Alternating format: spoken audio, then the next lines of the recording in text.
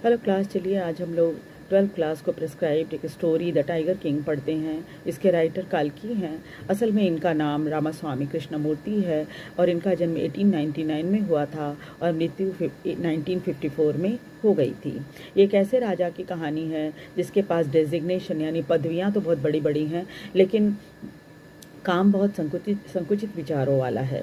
जब वे पैदा हुए थे तो एक ज्योतिषी ने भविष्यवाणी की थी कि उनकी मृत्यु एक टाइगर द्वारा हो जाएगी। अब जब वो बड़े होते हैं तो ये जो सनक है उनको दिमाग में उनके कि मेरी मृत्यु एक टाइगर द्वारा होगी, तो वो टाइगर को मारने का फैसला करते हैं। ज्योतिषी ने यह भी कहा था कि 100वां टाइगर उनके जीवन के लिए खतरा रहेगा, तो वो ये प्लान करते हैं कि वो 100 टाइगर ज़रूर मार देंगे। एक एक करके वो टाइगर मारना शुरू करते हैं।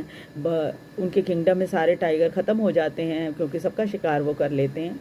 और अंत में जब वो विवाह करते हैं तो एक ऐसे साम्राज्य में विवाह करना चाहते हैं जहाँ बहुत सारे टाइगर हों और उनके यहाँ बहुत बड़ा जंगल हो।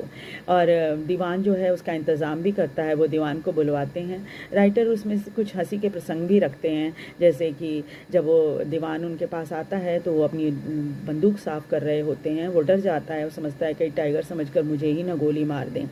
जब महाराजा उनको बताते हैं कि दीवान मैं तो विवाह करना चाहता हूँ, तो दीवान घबरा जाता है, कहता है मेरी पहले से ही ऑलरेडी 2 शादियाँ हो चुकी हैं।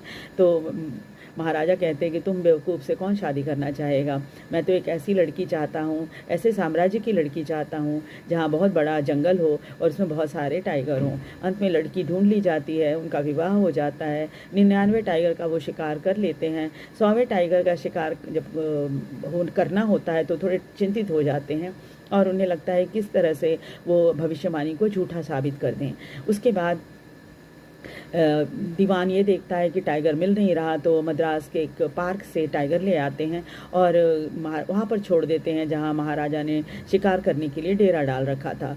शिकार को देखकर महाराजा बड़े खुश होते हैं और टाइगर को गोली भी मार देते हैं। टाइगर ढेर हो जाता है, महाराजा को ऐसा लगता है कि ये मर गया और वहाँ से वो राजधानी चले जाते हैं और कहते हैं कि बहुत बड़े जुलूस में इसको लेकर आओ।